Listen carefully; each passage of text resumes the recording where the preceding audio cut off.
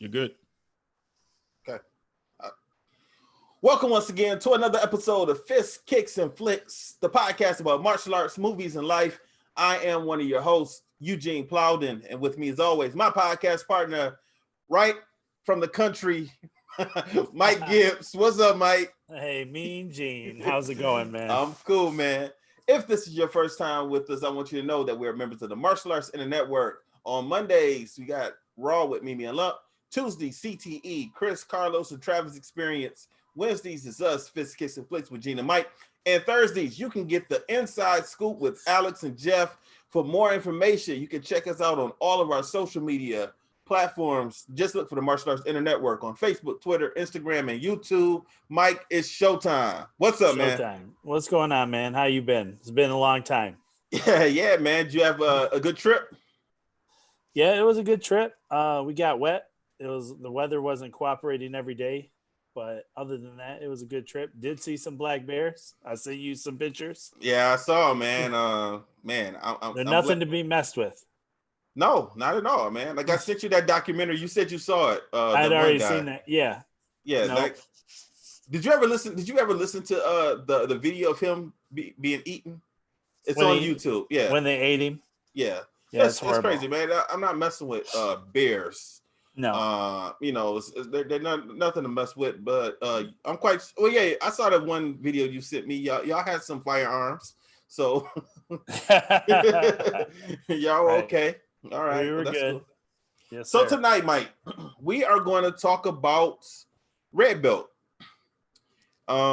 This most definitely was not my favorite movie at all. I really think, at the end of this movie, I was like, oh, Chris Dowdell just pulled a rib on me, because he was the first person. He was the first person that said that he wanted us to review this movie, and originally I thought he thought it was good. He has to. I don't know. I just assumed he thought this was good. When we did our poll, this movie lost in the poll, but you were going on vacation, and we needed to have another movie to review, and we couldn't put out another poll. Chris is one of our black belts with Team Plowden Karate, and actually, I believe he is my uncle's first student that he ever promoted to black belt.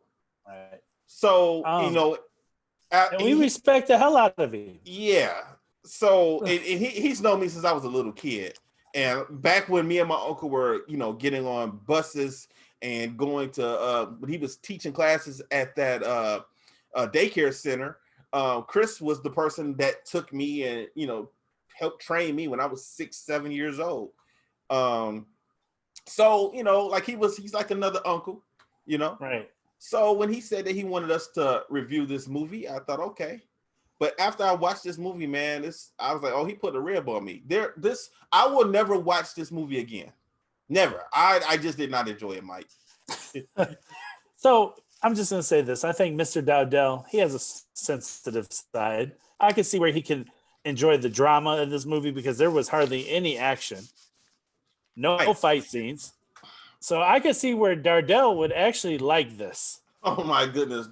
This is a depressing movie, man. Like I was telling you, where he likes it. Before we started, I said this was like the karate version of The Wrestler. I know a lot of wrestlers do not like the movie The Wrestler because they said it's depressing, Right. But for a lot of wrestlers, that's their reality after they get done in the ring. This movie, man, it's just there. How we watched Where the Dragon, and we crapped all over that movie, and we did not enjoy that movie. But there were still things to laugh at and have fun with. Right. There's nothing to have, nothing, zero. We can't have any fun with this movie at all. Right. It's depressing. Like you said, this movie had I think 2 fight scenes. The fight scene in the bar, and then the fight scene at the very end of the movie. And that is it. That's it. And then it showed them grappling in the beginning. Yes. In this dojo or the whatever they call it, academy. Right. So I would not. So out of all the characters we've seen in the horrible movies we've watched, I would not want to be Mike Terry. His life sucks. Yeah. Yeah. But unfortunately for some people, that is the way of life if you don't have some other source of income. So basically what we're talking about is Chiwetel Ejiofor, who plays Mike Terry. He is the star of the movie. He has a Brazilian Jiu-Jitsu academy, and pretty much from the very beginning of the movie, he is faced with hard times. They don't have any money.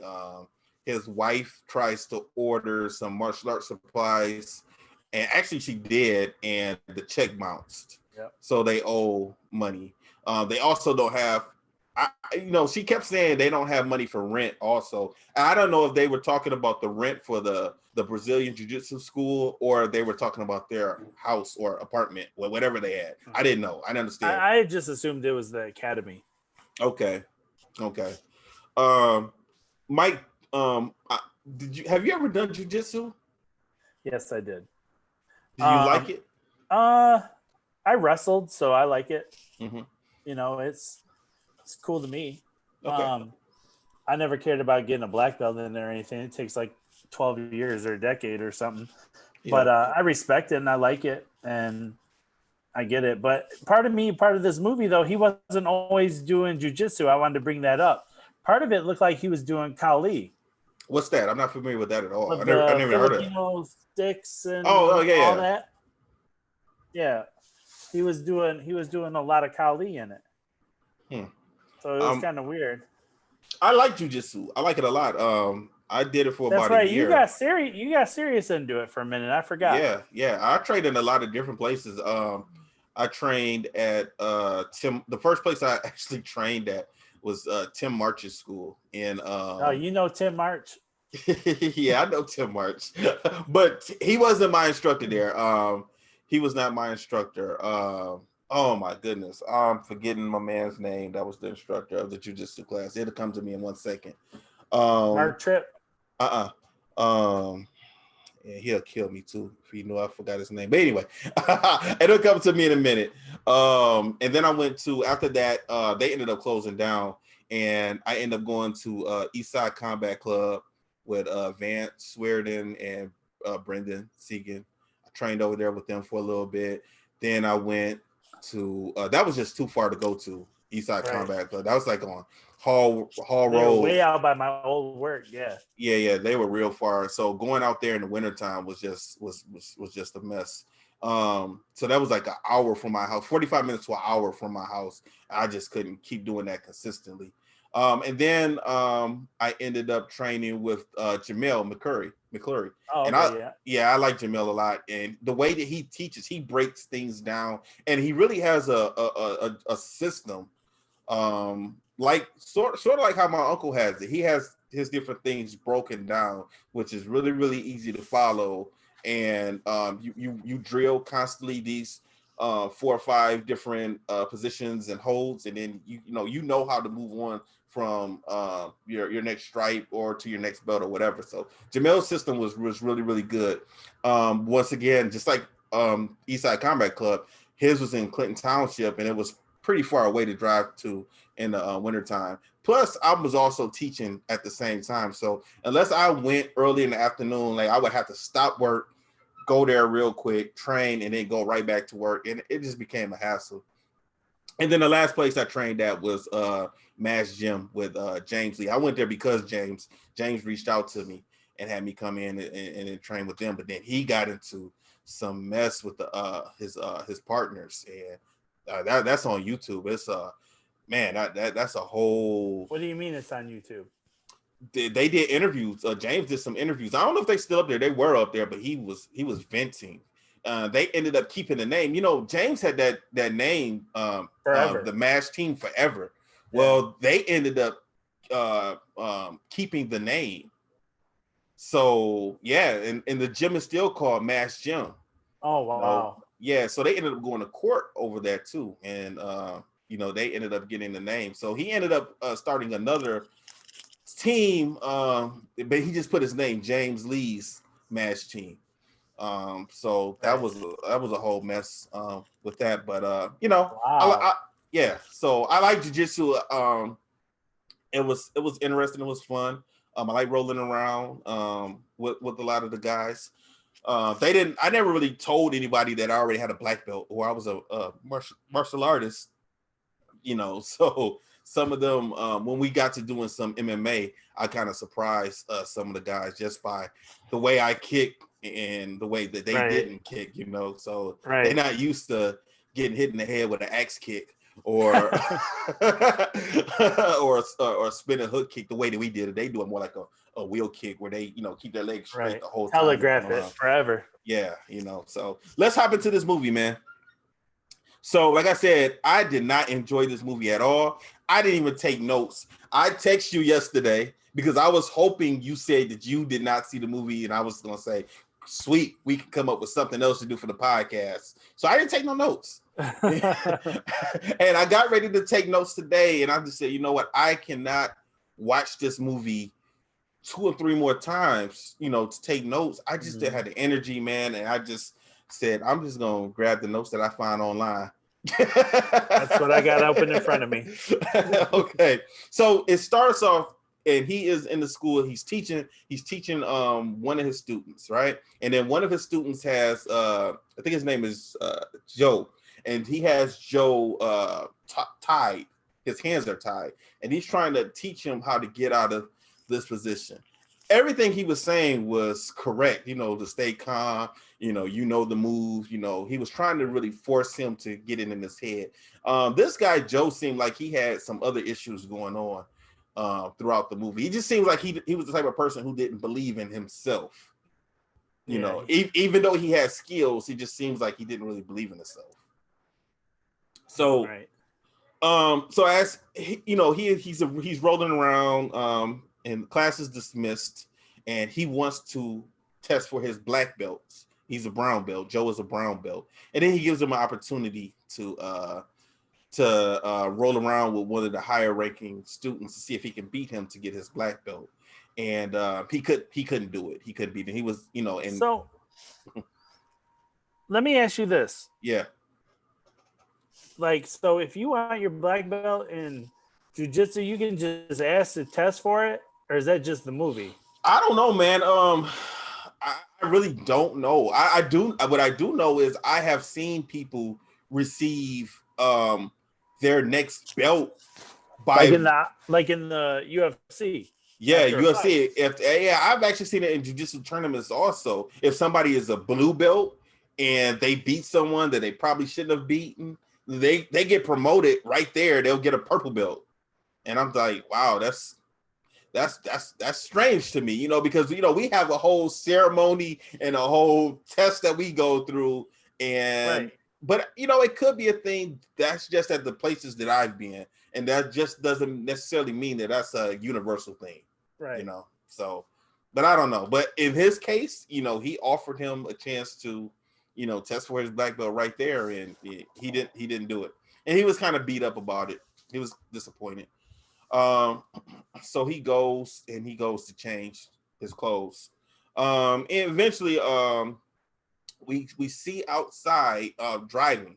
This is something else that I did not get. There's a woman who is driving. She's on the phone talking to someone. She's trying to get to the pharmacy. She can't find the pharmacy. She's trying to get there before it closes. The person on the phone with her tells her that she needed to be there before 8 to get this prescription filled. So she finally finds the pharmacy, but it's closing. She's trying to get the owner's attention. He doesn't see her. He's not paying attention, and he locks up, gets in his car, and drives off. Did you see or hear them ever explain what was so important and why she needed to get this medicine refilled? And did she ever get it refilled? You kind of had to put 2 and 2 together. So what I thought is, because later on they explained what had happened to her, and I want to say it was some type of anxiety medicine to keep her calm, and then she didn't have it, and that's why she sideswiped that car. Yes. Okay. All right. So once again, we got to think when we're watching the movie. Right. So she ends up sideswiping the car, like Mike says, and the car just so happened to be Mike's car. Mike in the movie, his car. Well, she didn't hit my shit. We'd have a problem. So she ends up going into the school. She ends up going to the school, and she's real frantic. She wants to let them know that she hit someone's car. And they're trying to calm her down because she came in kind of frantic. And then Joe came back out, and Joe was a police officer. He ended up taking his gun out at one point, and he put it down. And I can't remember why he did that. Do you remember why he was doing a private lesson? Okay. So he puts his gun down, and she comes in, and they're trying to help her because they're concerned about her. And she ends up grabbing this gun to keep Joe away because she's scared. And we don't know why she's scared. Well, eventually she points the gun at Joe and she shoots. And she ends up shooting out the window, the main window of the jiu-jitsu school. Mm. And Joe is upset, because he could have got killed. Also, it's his gun has been discharged. So he's officer. Right. So she is in a whole lot of trouble at this point in time. What would you have done right there? If I'm who? If you're either Mike or you're Joe, I'm calling the police. If I'm Mike, I'm calling the police. Okay, so this scene right here is actually the foundation of the rest of the movie because it comes up later. But you don't know that. But here's my thing, though. I don't understand it because would they really had gotten in a lot of trouble? Because you could have just said it discharged. You were in the school.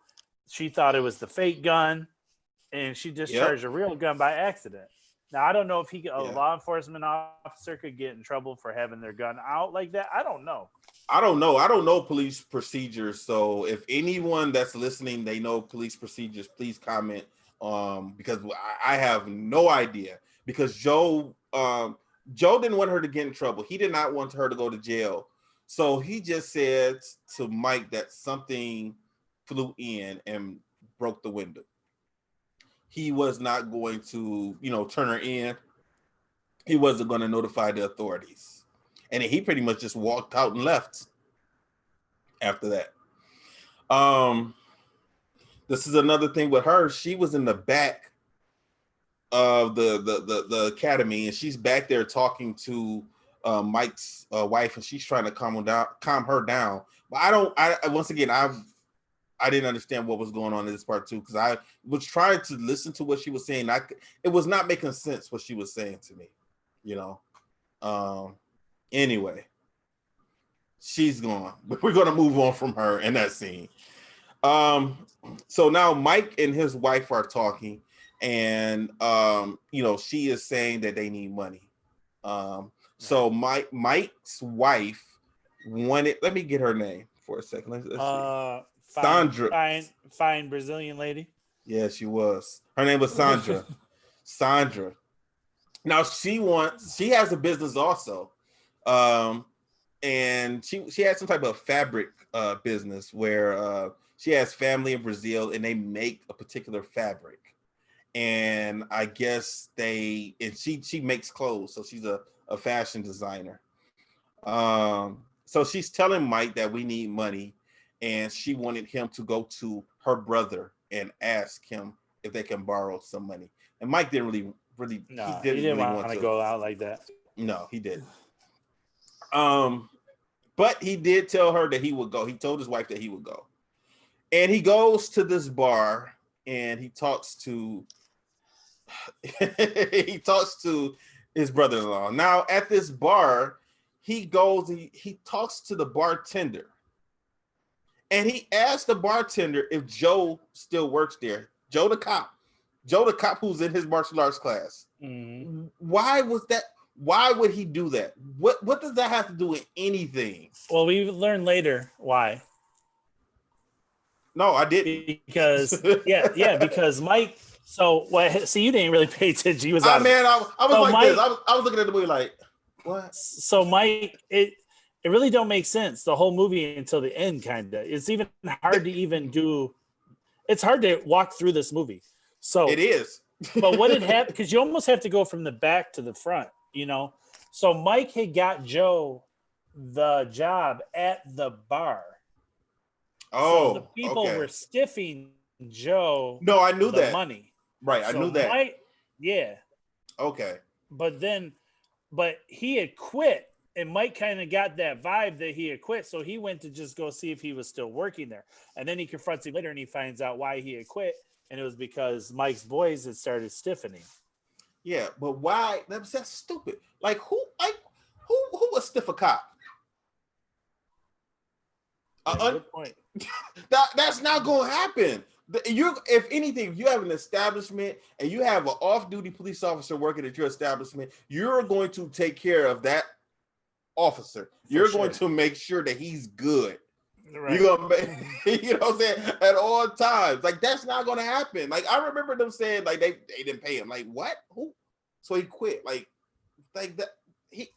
Did he not ask for his money? Did he not go talk to him? It was anyway, it was stupid.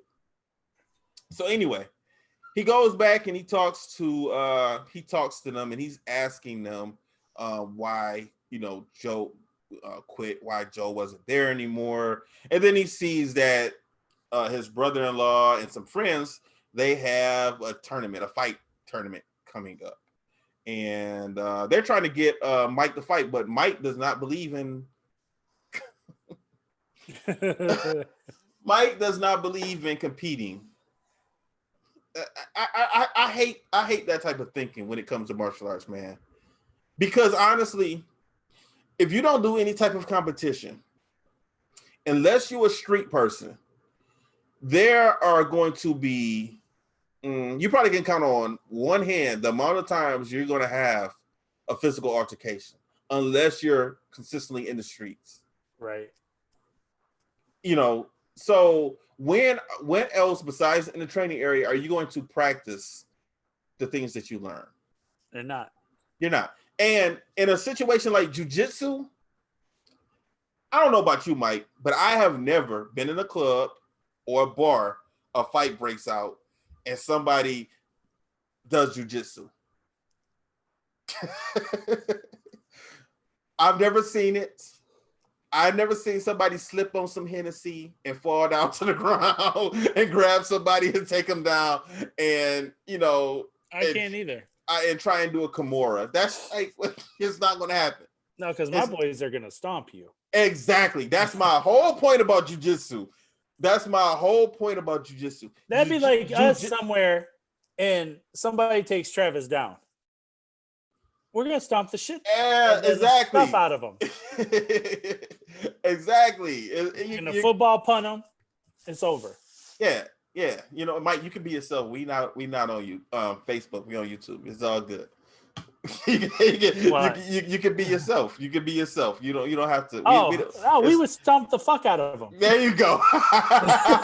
There's no parental advisory. You can be yourself. Right. Okay. I didn't know if you're PG-13 tonight. No. We're not PG. So, hey, but notice I said they took Travis down. They ain't taking us down, G. It's not happening.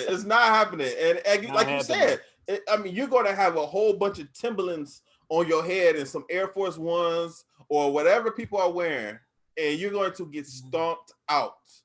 You know what I'm saying? Jiu-jitsu is good if you're in a one-on-one situation, you're in your house, somebody break into your house, you need to take them down to do whatever. Perfect. Okay? If you're in the street, right. If you're in a parking lot, I would not suggest you take somebody down. That's just going to end badly for you. If there's a group of people, I agree, 100%. Yeah, if it's a group of people, right? Then no, that's going to be bad. Right. So he does not want to. Especially if I have money problems, like how Mike has, I definitely would have competed. Without a doubt. Yeah, you have money problems, bro. You need money. True. You're there. You're actually supposed to be asking for some money right now. So not only could you have asked your brother-in-law for some money, you could have said, okay, I'm gonna pay you back when I win the money from, whatever. It could have been like a short-term loan. Mm-hmm. Yeah. So anyway. So anyway, so after he gets done talking to his brother-in-law, he walks out. He's hanging out at the bar, and he ends up seeing Tim Allen's character. And Tim Allen's character is an actor named Chet Frank. And for whatever reason, he's at the bar by himself, no security, anything. Right. Solo. I've never seen that happen before, especially in Detroit. Oh, I've seen it happen. Really? Who have you seen in the bar by yourself? I seen Proof at 7 in Pontiac. I'm not gonna listen. But everyone knew who he was. Yeah. He was by himself. Yeah, I could see that and decided he was gonna fight the whole club. I could see that. I mean, I didn't know Proof personally, but I knew of D12 before they blew up and became D12. I used to see them at a lot of the hip hop spots all of the time, and I definitely could see Proof. Like Proof did not act like a celebrity. He was like, he's still from the D. He's still from here. You know, this was home to him. But this is after they were popular, man. So my buddy owned the club. We're in VIP, and he tried to fight everybody. Yeah, and he was by himself. I could see it. I just saw Denon. I just saw Denon a couple months ago. He was at a comic book shop on 12 Mile in Berkeley, by himself, you know. And I was like, wow, here go Denon. I got ready to go up and talk to him because we have some mutual friends, but I was like, I'm not about to be that guy. Right. You know what I'm saying? But yeah, it was just him and his homeboy, you know. But you know, here in Detroit, we really don't have a lot of celebrities. True. You know, our we got M, but M doesn't come out. He stays home. He goes from the studio back home. You know, he's not really traveling around too much. And then you know, we have people like I don't know if Tim Allen just has a house here or if it's in Kego Harbor. Okay, but does he live here full time or does he? He does. Okay. Yeah. What about Dave Coulier? See, these are all people like Verlander's still around. Mm-hmm. Okay, he's out all the time. Now I can see him, but I mean, as far as being a big name celebrity, but do you think he would he have security? No, because it's usually him and Kate Upton. They're usually in Birmingham all the time. Yeah, I can see them in Royal Oak also. But they don't have security. Yeah, and all of the places that we've been talking about too, these are not places in this movie. Did not seem like it was those type of places. Oh no, Royal Oak Royal Oak and Birmingham are not like whatever city this was in. You know, this bar that Tim Allen was in. Let me call him by his movie name, Chet Frank.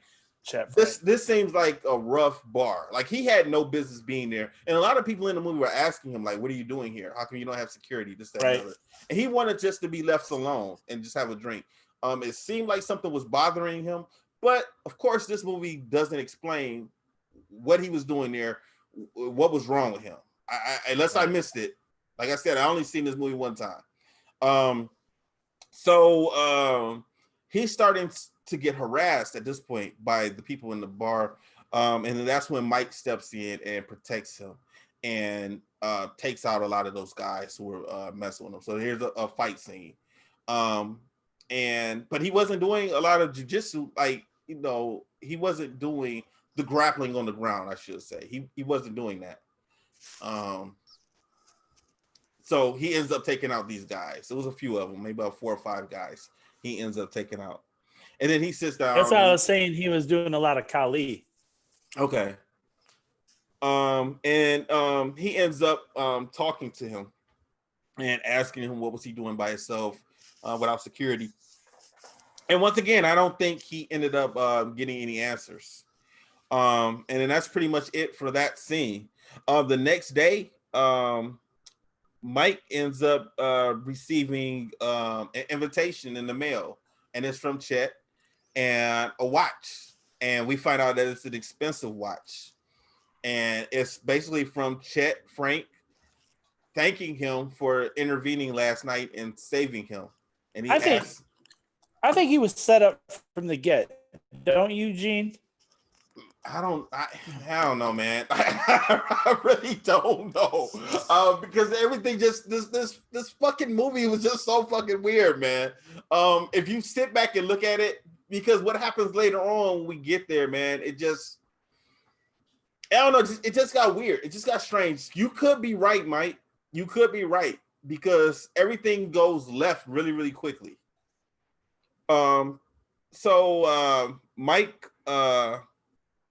him and his wife end up accepting the invitation to go to dinner. What Mike does, he see, this is another thing. So this guy who has money problems, he gets this expensive watch. Now he takes the watch to his buddy Joe, who was in his class. The cop. He takes it to the cop. Right. Yes, and he tells him, he tells him to pawn it. So this is an expensive watch.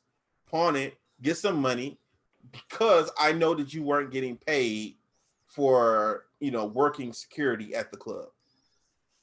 Why would Mike not pawn it himself and get money for your business, guy?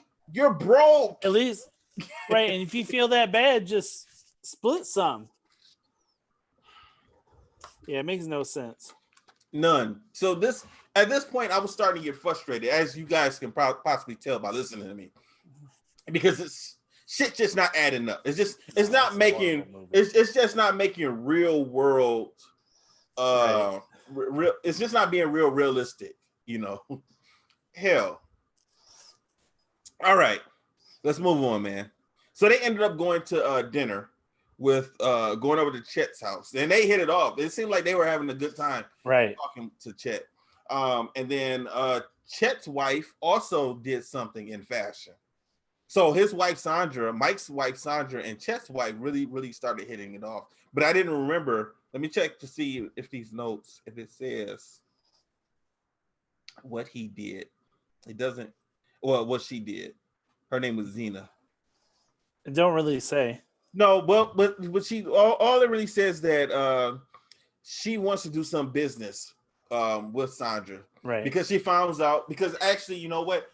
It's about the material. Yeah, they saw Sandra's dress. They liked her dress, and she explained to them that her family makes this fabric down in Brazil. So they wanted to do some business with her and making some clothes, possibly.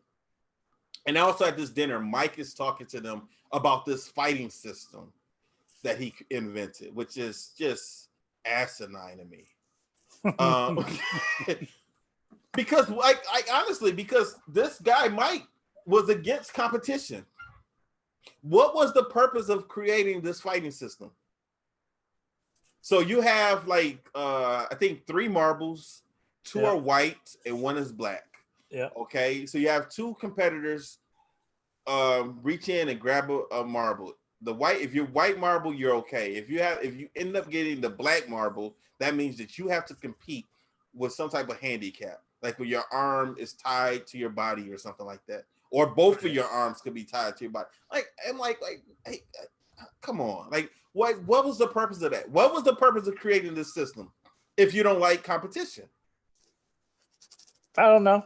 I can see it in your face, man. You got lost. So I mean, we used to do it for fun. Yeah, but we also competed. Right. In the school, like I remember, all right, you can't use your left leg, or this guy hands only, this guy feet only. Yes, exactly. Or you would do some 2-on-1 sparring. Yes, exactly. That's exactly right. But not one time did my uncle tell us to tie our arm behind our back. I can't believe he didn't, though. He's crazy. But still, even if he did something like that and said, okay, now you got to practice working on blocking with your hand. Well, 9 times out of 10, it's going to help us. Oh, there would have been a reason. Right. Because we're going to compete. Right. And keep your hand up. And keep your hand up. We're going to compete in tournaments. Yeah, for sure. This guy is not taking people to tournaments. He does not believe in competitions. So I don't understand the purpose of this game he created.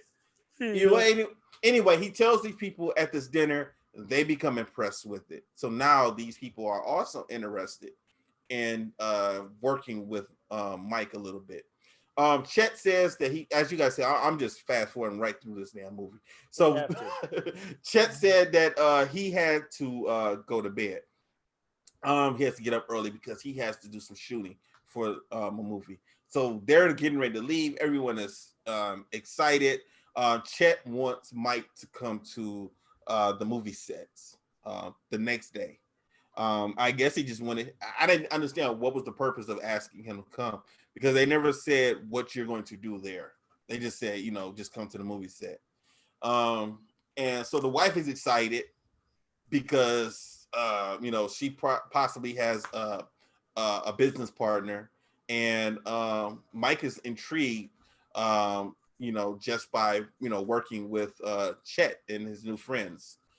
So he ends up going to the movie set, and on the movie set, he saw one of his, I don't know if it was a student or just a friend or whatever. This guy was, it looked like they had served in the military together. Mike served in the military. I missed that part. I didn't know that. I didn't know that was a thing either. Gene. Yeah, I missed that, man. I missed that part. Anyway, so he ends up speaking to him and trying to take the knife from him. And the way they pulled it off, they kind of made it seem like they didn't know each other. I didn't get that either. Like, why are you guys pretending that you guys aren't friends? Right. Anyway, then Mike gets out on there, and him and his friend are kind of quote unquote sparring with doing knife techniques with each other. And Chet comes over and he watches, and he's paying attention, and he's impressed. Yeah, let's move on. let's just move on. So they ended up offering Mike a co-producer role on the set of this movie that they're recording. They're just playing Mike, man. So he ends up going back home, and when he gets home, or back to his academy, and they want him to fax over his idea for the marble game. That's what I'm going to call it. Right. That's the marble system. They wanted to know more about that, so he faxed over information to one of the other producers. His whole entire curriculum for his academy. No, was it the whole academy or just the little marble game? I thought it was the academy. Man, all right. As y'all can see, this movie, nothing funny has happened yet. Nothing silly has happened yet. Nothing. Anyway, so as he's doing that, and then Joe comes in, and then Joe tells him that he has been suspended from work. And I did skip over a part, which is weird. Did you see the part when Mike walked through the police station? Yeah, the police station. They just let him in. They just let him in, and he just walked through and was talking to everyone. And they all knew him. They all knew him. Well, he had mentioned earlier, he had mentioned later that he was a trainer for the police department. He trained them in hand-to-hand combat, I guess. So but still, he's still a civilian. Like it looked like he had free reign. Like he was in the locker room of the police station, because Joe was back there training, and he went back there. Mike went back there when he gave Joe the watch to pawn. He also presented Joe with a black belt. This was crazy to me. This is the part that made me really ask about how jiu-jitsu do the black belts. Yeah, because I don't know if this is true or not. If you can just decide to give someone a black belt whenever you want to give them a black belt, I don't know. Because Joe at this, because if I understand, Mike gave him the black belt because he did not want to get what was that woman's name?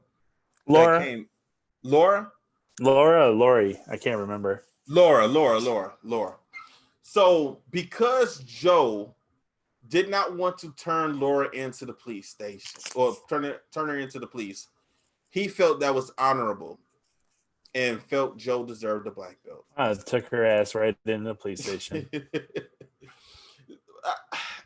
But I don't understand like why that warranted a black belt. Like why should he be awarded a black belt for doing that? Right, because it's dishonest. So he gave him a black belt for being dishonest. Pretty much. Just like Karate Kid. Yeah. Miyagi lied about a black belt and put it on him. Oh man. Anyway, so Joe goes to Mike and tells him that he's been suspended because when Mike took the watch to the pawn shop, he finds out that this expensive watch was stolen.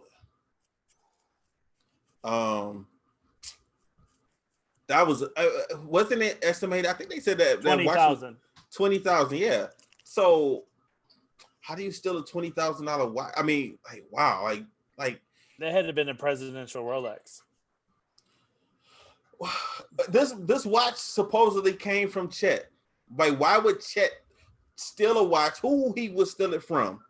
Chet did not seem like a poor person. Right. But I think it's part of the setup, man. Yeah, but like you said, yes, that's correct. But like, why would they be trying to set Mike up? Like, what would be the purpose of setting him up? I didn't get it. Like, I thought of that too, but like, what was the end game of setting? Normally, if you set someone up because you want them to do something for you, they want him to fight in the tournament. But okay, we're gonna get to that in a minute. That's still stupid as hell. So anyway, but I think the brother, I think the brother-in-law wanted him to throw the fight to put him over. Anyway, so Mike says, "Don't worry about it. It has to be some type of misunderstanding. I'm going to talk with Chet about this, and we'll get to the bottom of it. Don't worry about it." So what Chet does, not Chet. What Mike does, he ends up calling Chet's friend, the other guy that was at the dinner, who he explained his whole system to, and he's also the same guy that he faxed over the information about his system. He contacted him. I think his name was Jerry. So he tells Jerry about the situation with the watch. They meet up for dinner, and they're sitting there at dinner, and he tells him, "We have a situation about the watch. I tried to pawn it, and it came back. We found out that it was stolen." And he says, "Oh, it was stolen? Wow!" And then he I think he had to take a phone call or something. He steps outside of the restaurant. He never comes back. Yeah, that was weird. So he stayed there. So and Mike stays there the whole time, just sitting at the table until like there was nothing. Actually, the wait staff was lined up waiting for him to leave. They were ready to go home. Yeah, he's sitting there at the table drinking what it wasn't even his wine. Like that was Jerry's wine. He ended up leaving it. But why would he disappear? Like why? Like how was that part of the setup for? What was the purpose of Jerry? Did Jerry send the watch? Was he trying to send Mike to jail? But it just didn't make any sense. This is when I really started to get fucking pissed off because this shit wasn't making sense. Like none of that. When that guy left, that whole scene don't. It does not make any sense at all. Like even if I wanted to say like agree with you and say this is part of the setup, like what was the end game of the setup?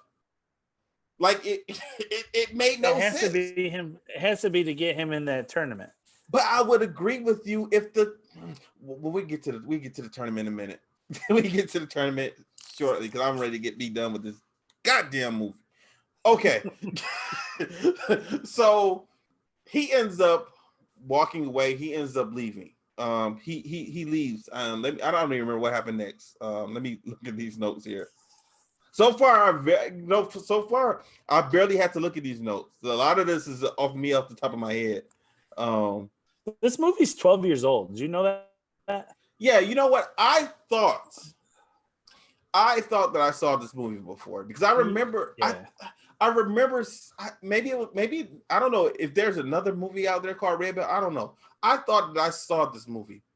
I thought I saw a movie named Redbelt, but when I watched this movie, nothing was familiar to me. Nothing at all. I knew Randy Couture was in the movie. Right. And Randy Couture is pretty much just a commentator. That's pretty much it. Because throughout the movie, we see him on TV. He's on TV and he's talking about this event that's coming up. And then when we get to the event, we see him there commentating. But that's pretty much it. Let me see. Okay, so then Mike goes back home and he's talking to his wife. And she is trying to get in contact with Chet's wife. This is another part that didn't make any sense. So when they left that dinner, she ended up getting a bunch of phone numbers for Chet's wife. Now when she called to talk to Chet's wife, it's the following couple of days or whatever, Chet's wife is not answering the phone. So she can't get in contact with her. Now, meanwhile, because she talked to Chet's wife and they were going to do business together, Sandra ended up ordering, I think, what did they say, $30,000 worth of merchandise from Brazil. So she had to cover it. They didn't have the money. So she went to a loan shark to get the money. So now Mike is upset. So this is another part. Like, why would she stop talking to her? Why would like she had nothing to do with Mike's business. Even still, so Jerry gets up from the restaurant. I think she was trying to get her own deal with a clothing or whatever it was she does. She never really say. She was. That's why she sold Mike out. No, I understand that, but what I'm saying is, why would Chet's wife not answer the phone now? Because they took her for her fabric plug. They didn't. Yeah, they did. She made the call. Right, but then she gave them the $30,000. I don't think she gave it to Chet and his family. She gave it to her family. She placed an order. But that's what I'm saying. But why would Chet's wife not contact? Why would she just stop talking to her? So you're saying that she got because she's in on it. Huh? She's in on it with the clothing deal. But no. I think you misunderstanding me. Because so me and you gonna do a deal, Mike. Okay, and what I want you to do, I want Mike. I'm telling you, I like what you're talking about. I want you to open up some karate schools. Okay. Yeah. Go ahead, Mike. Me and you about to be partners. We about to blow up. And you say, okay, well, I got to call my family because my family have, I don't know. Let's say they made mats. Okay. Right. So they're going to put mats in all of my school. Okay, cool. Go ahead, Mike. Get everything going. Okay. I like the mats that your family makes. Okay, cool. So you contact your family and you say, okay, I need $30,000 worth of mats. Okay.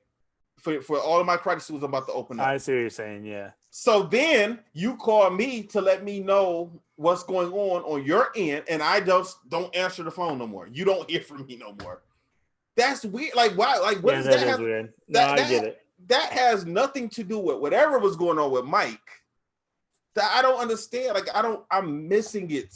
It just seems like so much shit just been left out of this movie that it was just frustrating to me. Right. So I was like, why is she not answering the phone for her? They were going to do a business deal together. And now she's calling to follow up with XYZ. And now she can't get through to talk to anybody. Weird. No, I get it. You're right. That was crazy. So so when Mike finds out that she borrowed this money from a loan shark, he goes to talk to the loan shark. And because he's upset with his wife, and he wants to try and find a way to deal with this, especially now that he knows that Chet and them are not answering the phone. So he wants to get an extension.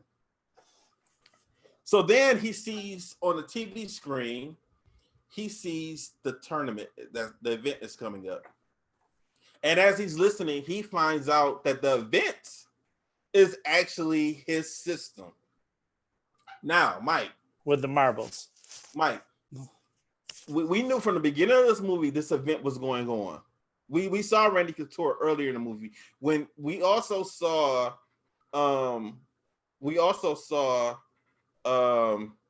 Mike go to his brother-in-law's bar, and he told him about this fight was coming up.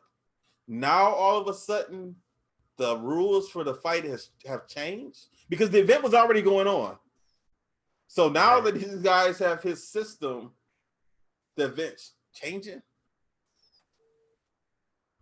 Yeah, that'll make no sense. No sense. So now he finds out that his brother-in-law has stolen his idea for his system. So, but wouldn't it have been already? So here's my question with that.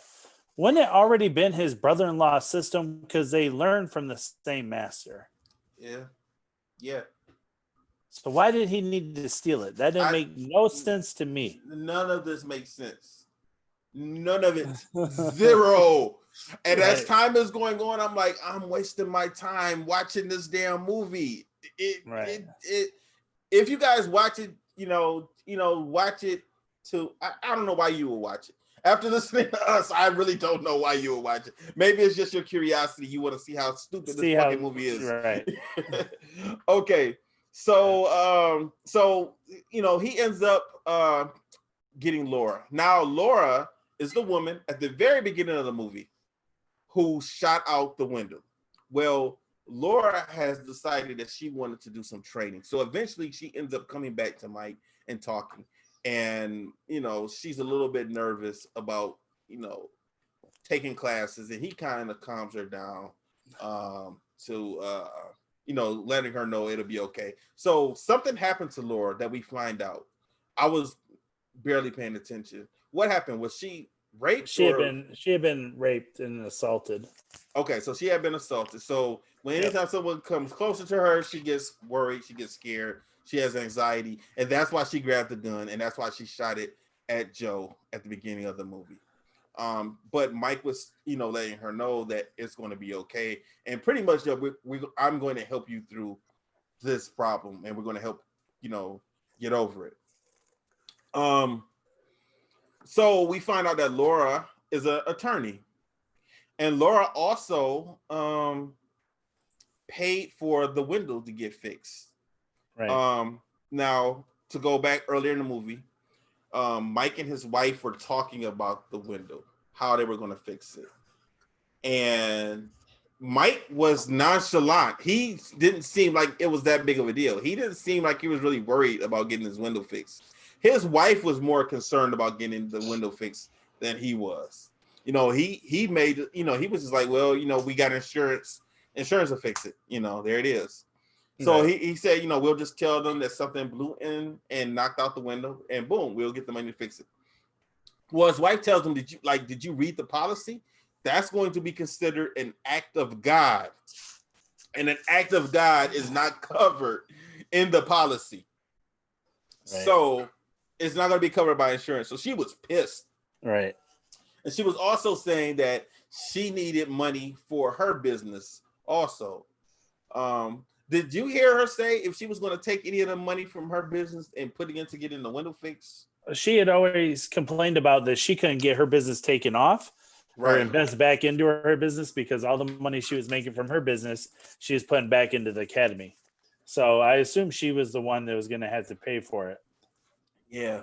Now, I wonder what his problem was, because it seemed like he had quite a few students. It seemed like his wife was really business oriented, right? So it seemed like she took care of the books for him. He probably just didn't have enough students, and we all go through that at times to cover some bills or whatever, right? Because he had no money, zero. And that's why it was so everything was just so damn weird, man. Like every time he has a chance to get a little bit of money, he pushes it away. Yeah, he didn't want it.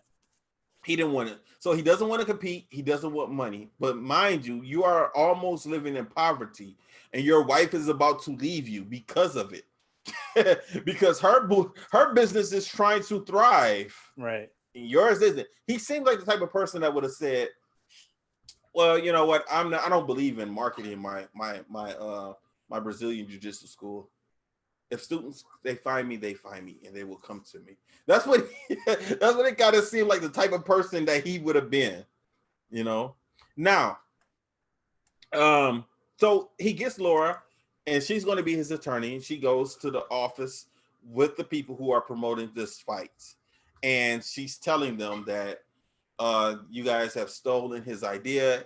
He's used it for years. They said, well, you can't patent an idea. You know, they think they have free range to use the Marvel idea in their event that's coming up. And then as they're discussing everything, in comes Jerry. And then he starts putting two together, and he realized that he sent Jerry the information about his academy and his system, and Jerry took it and gave it to these promoters, and he's partners with, which is weird. You know why, Mike? Why? Because Mike was giving them the system to do the show anyway. He was already that's the whole thing he was talking about, was promoting this event with them. So I was like, okay, so basically they're just cutting him out of the deal. Like he's right. Yeah, you're right. Oh my God. Oh my God. That was so stupid. So he lost his idea for the event. And then someone else comes in and tells, I think another attorney says, you know, you guys aren't going to sue us. You're not going to do X, Y, and Z, because we know that your attorney shot a gun and almost shot a police officer. Yeah, that was their attorney. Yes, it was their attorney. And that police officer that almost got shot, he didn't turn it in. He did not say anything. So we're going to press charges against the police officer. Oh, this is kind of morbid. I forgot about this part. Yeah, so we're going to press charges against the attorney. And then we're also going to go after you, Laura, for firing. And then, Mike, we're going to go after you also for being an accomplice.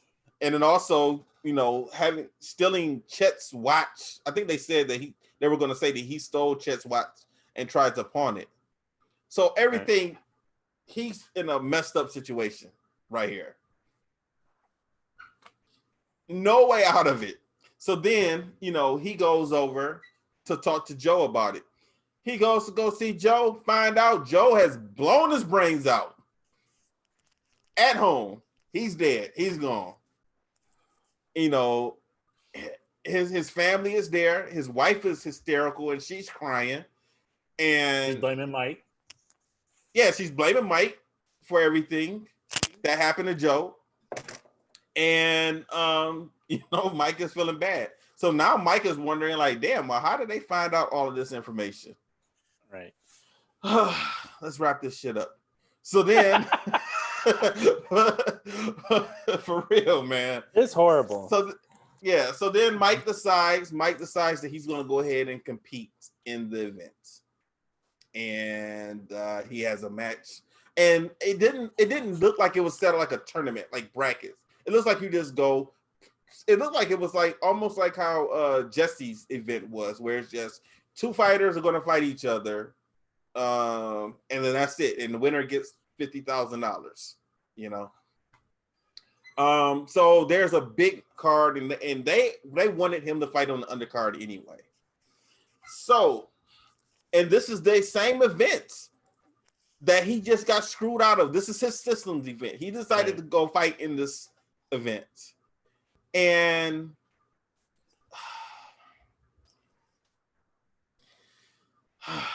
this is what I know what you're thinking. This is what I think. I think he went to go fight in the event because he was going to win the 50,000. He figured he could at least win the $50,000, and he would give the $50,000 to the cop's wife. No, I don't think he was. Why? Because remember, his wife borrowed $30,000 for the loan shark, so he still had to pay him back too. So I think he was going to pay the loan shark back the $30,000. The $20,000 would have been left over, and maybe the $20,000 would have been given to. No, because he would have already stayed and fought. Well, then if that's the case, then he's a fucking idiot. He is a fucking. He's a fucking idiot. If he was just going to go and give $50,000 to this cop's wife, now, meanwhile, so you're going to give money to this cop's wife and not worry about your own wife who just borrowed $30,000 from a loan shark? You're an idiot. Mike, not you, Mike. Not Mike Gibbs. No, I know. But Mike in the movie Mike, you are an idiot. If that was the case. Didn't make sense. This Mike Gibbs would have let his wife would have got killed for that 30 grand. And reason why Mike Gibbs is saying that right now, because we find out that Mike's wife is in on it. She is the person double-crossed. She is the person who told the lawyers everything about the shooting. Yep. She told about what Laura did and Joe did. So because of the wife, Joe is dead because the lawyers went back and they told Joe everything. So he just couldn't take it. But still, that still wasn't even a reason to blow his brains out. But I know people have killed themselves for a lot less. But man, that guy really needed a hug.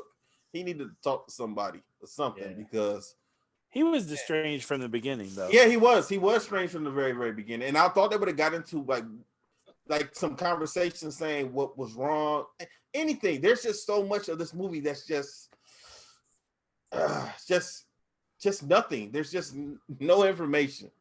So now Mike has found out that his wife gave the information up. He also found out when he was getting ready to fight, he saw that some older fighter from Brazil was there, and he was impressed. He saw the old man. He was in the audience watching this event, and they ended up having a red belt there.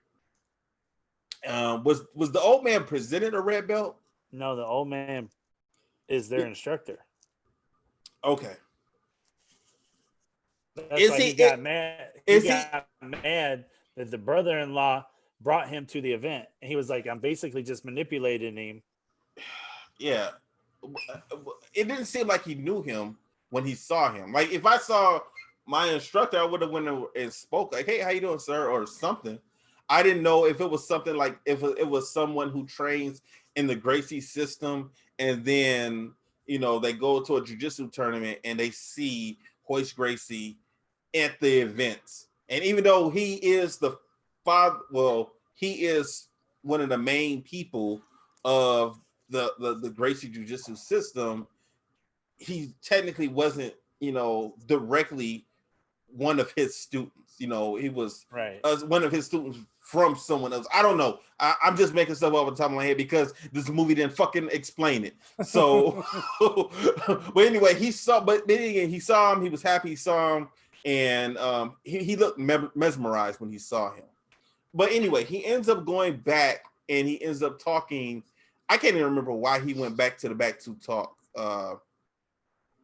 to his brother-in-law. Something happened. I can't remember what happened. He ends up talking because he saw the master there. Oh, that's when he confronted him about. I know. No. That's not what it was. Okay, so in the bar, when Mike was in the bar earlier in the movie, he was sitting there and he was next to a magician, and the magician was showing him tricks with dice. Well, this same magician was at the event, and he saw him messing around with the marbles. So he put two and two together, and he realized, Mike realized that the whole thing was a scam. Like, the fights were fixed. So he went back to confront his brother-in-law about it, who he was not fighting. He was fighting somebody else. And they were just saying, what's the big deal? Like, you're scheduled to win So just take your $50,000 and go home. Go fight. Take your $50,000 and go home and handle your business, you know. But, you know, Mike felt that this wasn't honorable. So he was going to go and spoil it for everyone. He was going to go to the ring and make an announcement, I guess, that, you know, everything is a scam.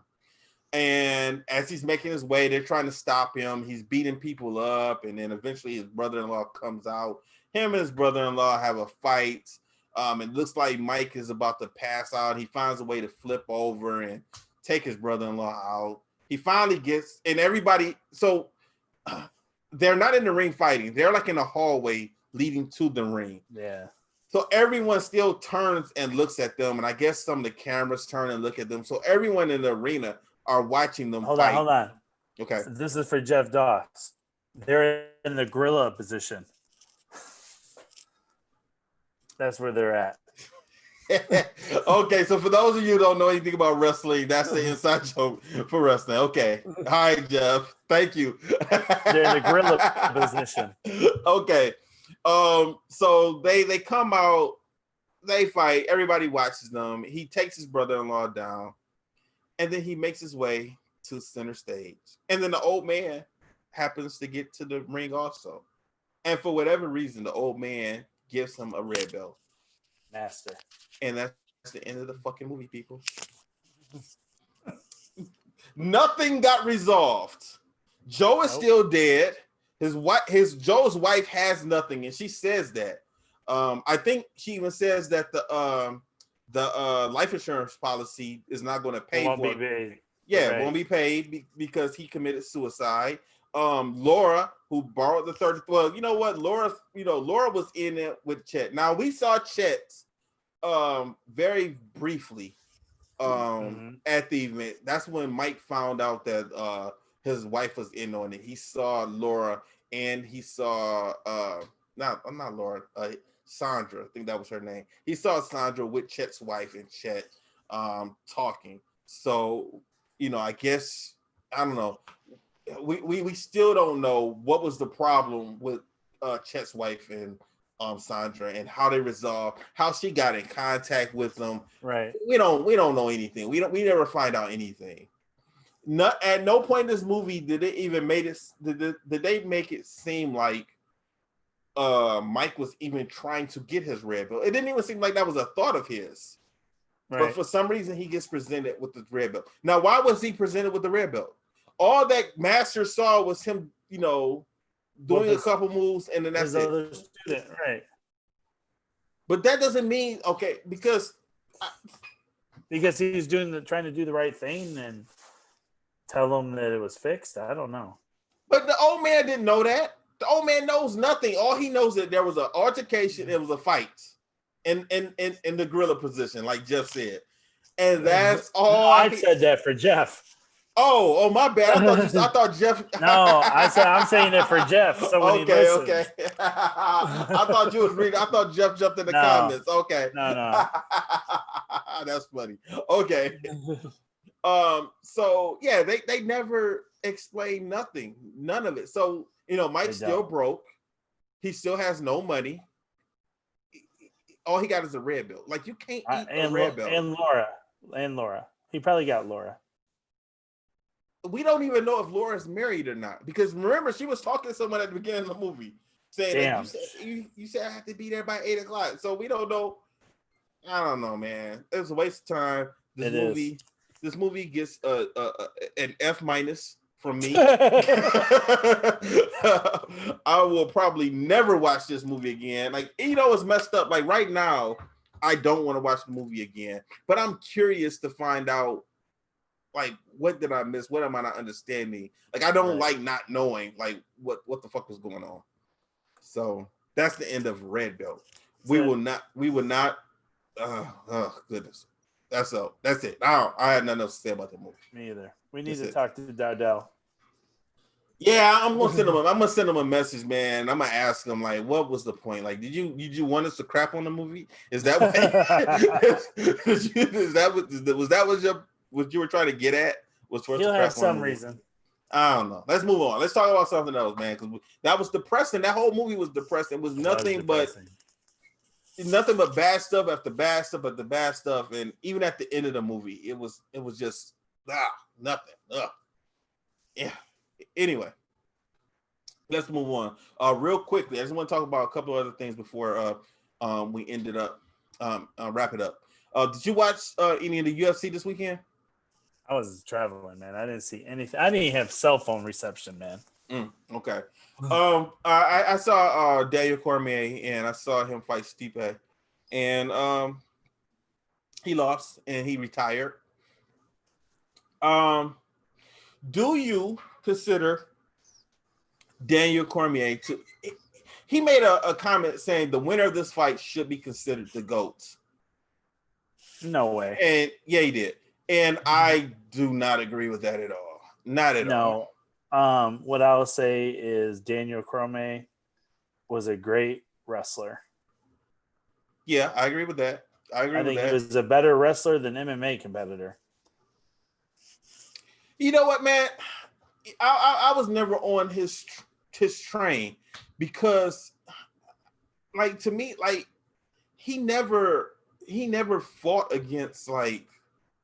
No, I'm looking up something right now. If I'm looking, I looked at his career, like the people that he fought. Like, I didn't see any impressive wins. You know, it's not like I don't know, man. He just didn't have an impressive resume to me, especially now. Especially when it comes to heavyweights. He didn't beat, like, he wasn't really fighting around back in 2007, 2008, whatever. But he didn't beat the Crow Cops. He didn't beat the Fedors. He didn't beat anybody like that. I mean, he beat. I'm trying to look at it right now. He lost to John Jones. If anybody's the GOAT, I'm gonna give it to John Jones. John Jones and George St. Pierre. You got Anderson Silva, like those type of fighters who not only dominated during their time, but they also had top level competition that they dominated. He beat an old Anderson Silva. He did. He beat Anderson Silva. He beat an old Dan Henderson. But Anderson Silva, when he fought, Anderson Silva is not a heavyweight, or he wasn't technically a light heavyweight. He was a middleweight for most of his career. I know Anderson Silva went up and fought Forrest Griffin. I watched that and I saw him beat Forrest, but he still was not a light heavyweight. He was a middleweight. He beat Josh Barnett when Barnett was in his prime. Yeah, no, I don't know. That was in 2012, right? Yeah. Josh Barnett really wasn't really fighting that much. He came back from what was it, drug rehab or something, and that's when he was in good shape. I don't know, man. Like Antonio Silva. Bigfoot. He beat Bigfoot Silva. Yeah. Bigfoot. Frank Mir was washed up when he fought him. But see, I look at Frank Mir's career as Josh Barnett's at that time. Like, I don't like they were like the same to me. They both are from that old UFC, right before it got popular, like in the early. His 2000s. Fight was good with Alexander Gustafsson. I'll give him that, but that's one. One good fight. That's one good fight. The other people are okay. I'm not knocking the fighters that he. What happened to Gustafsson? He dropped off. Man, after the loss. Yeah, he dropped. I looked at his record before. Man, that's horrible. Yeah. Wow. Yeah. So I'm not, I look at Stipe. Now, if you look at Stipe's, it's okay. It's not that bad. The people that he fought and he beat, it's better than Daniel Cormier's. Yeah, Stipe's has a nice one. It's pretty nice. So as far as heavyweights go, as of right now. But that's crazy. Think about this. Since July 7th, 2018, so for 2 years, you've only fought one dude 3 times. Mm-hmm. Yep, I saw that. I saw that. Yeah, his resume is more impressive than Cormier's. Yeah, it is. So that's why when I never understood, what was the hype about Daniel Cormier.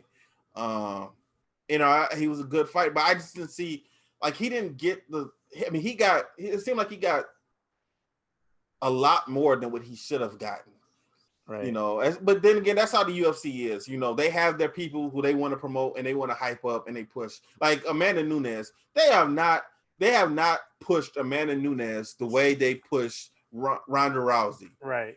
And Amanda Nunes is, I mean, she beat the top people. She's sweet. And she beat Cyborg and Ronda Rousey. And she has the title in 2 weight divisions. You know, but she doesn't get the type of publicity that Ronda Rousey got. That's a different era now. He was trying to build stars there. If Ronda Rousey was still competing now, Dana White would still be promoting her. She would still be in a bunch of commercials. I've seen Amanda Nunes in 1 commercial. I have not seen her in nothing else. You barely even hear of her. Right. A lot of people know who Ronda Rousey is. Yeah. A lot of people do not know who Amanda Nunes is unless you watch MMA. It's people who do not watch MMA at all who know who Ronda Rousey is. If you say who she is, you just know, oh, she does UFC. That's all. That's all people would know, you know. So, you know, they have their favorites who they want to take care of, like Conor McGregor, you know. Right. You know, they have their favorites. And I think Daniel Cormier is one of those people. He seems like a good guy. He's well spoken because he does a lot of commentating. He knows his stuff. But, you know, when he made that comment as far as being, you know, the GOATs, I don't know. I don't know. I don't know about that. You know, so all right, man. So Redbelt, we putting that to bed. Sure. You didn't get a chance to watch any of Jesse's event. I liked it. I liked it, man. It was pretty cool, man. I hope, you know, he has more of those. Trav and Chris did a good job on the commentating. Is there any way I can watch it? Yeah, you know what? They put something out. I think Chris posted something that you can watch it again, I think on Saturday, and it's like for $5. So Friday. Okay, producer Travis says it's coming back out on Friday. You can watch it for $5. So you can get your ticket and watch it. I might do that again. Through Juventex? I think so, yeah. Okay. I think I might do that, man, and watch it again because my it was going out on me. The stream was going out just about on every fight. So I missed every fight. I missed at least 1 round. Oh wow! Yeah, it's going to be on Friday at 8 p.m. Okay. It's a Juventex broadcast. It's like $5 or something like that. Friday at 8 p.m. Okay. So you hear that? If you're listening and you missed it, the first time you can watch the encore presentation of it. So, hey man, did you see that we're putting my comic strip back up? Have you ever seen my comic strip? I saw something. Before? Yeah, the jump kick. Yeah. So Trav was trying to get more traction for the Martial Arts Center Network. So he, you know, asked if he can put the strip on there, man. And I was a little nervous at first because I don't like those old strips. I actually like them. I'm gonna tell you why I don't like those old strips because. Thank you, Mike. Thank you. I'm gonna tell you why. Because those old strips, I feel, are not a representation of how I draw. Number one. Number two, those old strips are drawn with a mouse. That's not me with a pen or anything. That's me drawn with a mouse. And also, right. I had my son in my arm, so I was feeding him a bottle and drawing at the mouse at the same time. So, you know, I feel like I don't know. I think a lot of artists are like that. But that makes it cooler, though, man. I don't know. I guess, man. Was I the white kid in all the comic strips? No. There was always the one white kid. There was always the one white kid. No. Actually, I got a few white kids in the comic strip, man. I wanted to make sure that the comic was multicultural. So I got one kid in there that's a Jewish kid. Also have a couple of white kids, girls, boys, different type of family, people who have what I did do is a lot of times they don't talk about single fathers in TV shows too often. Right. So what I did, I made one of the dads in there a single dad, and really did that. Yeah, because I don't, we don't really see it too often. So I listened to Travis and Chris's podcast. I listened to CTE today. Whoa. And Travis talking about it. And some of the things in the comic strip, you know, I took different things that happened in our lives growing up, and you know, I kind of changed certain things around, and then some stuff is just completely just made up. Right. But I always wanted to do a comic strip, man, growing up, and I always wanted to do the comic strip after I became successful in music. So that's why it took me so long to do the comic strip. Because a lot of, you know, if you become, okay, so imagine like if Jim Davis or Charles Schultz wanted to start a record label, people be like, why is right. the Peanuts guy, you know, trying to rap now or producing music, you know? Right. But you can go the other way. Like if Jay-Z came out with a comic, everybody would go crazy for it because it's Jay-Z doing a comic or right. Puff doing a comic, you know? So you can become a success in hip hop and go and do something else, but it does not work the other way. So I wanted to, you know, do the comic after I became successful in music.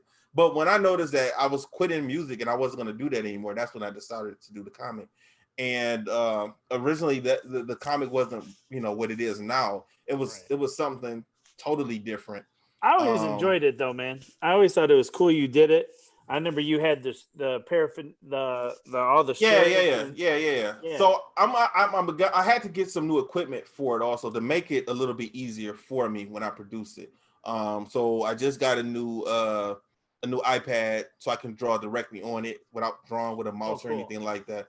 So the new ones will be coming out, you know, with the next couple of weeks. With one of the cool things I have an editor. Travis and Crystal are like editors. So sometimes some of the comic strips I push to the edge a little bit, and it's so funny. Like as soon as I put it out, Trav and Crystal will see it, and they'll send me a text message like, "Hey, too close to the edge. Like, you know, watch it. You know, you about to go over. You about to go over the edge with some of the comedy. You know, because it's almost borderline PG-13 a little bit. You know, with some of the strips. But you know, I'm about to get back to it and put the new ones up. So on Mark Starks Internet Network, you'll be able to see the old ones, and then on my website, we'll have the new ones. You know, going forward. So.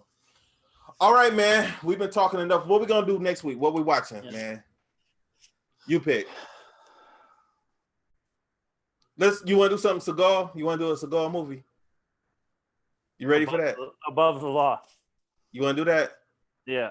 Okay, we do Above the Law. So next week, people, we're watching Above the Law. Hopefully, it's going to be a lot better than Redbelt. And we can wash the taste of our mouth of Redbelt and move on to something. You got anything else for the people, Mike? No, I'm sorry, man. My power went out right here. So power's out. Always something, huh? Yeah. All right. Before Mike loses his stream, we're gonna shut it down. For everyone here on the Mark Starks Internet Network, me and Mike, you guys have a good week. Stay safe, stay strong. We'll see you guys next week. Don't forget, we're watching Above the Law, Steven Seagal. Man, I'm crossing my fingers. I haven't seen this movie before, so I hope it's good. You never seen Above the Law? Nah, as you can see, man, me and Travis did not grow up watching karate movies. It's certain movies we saw. You're gonna hate me. So, okay. Chris and Jeff, they said, "What's up? What's up, fellas?" All right, so let's wrap it up. We will see you guys next week. Right here, Fists, Kicks, and Flicks on Wednesdays. Peace.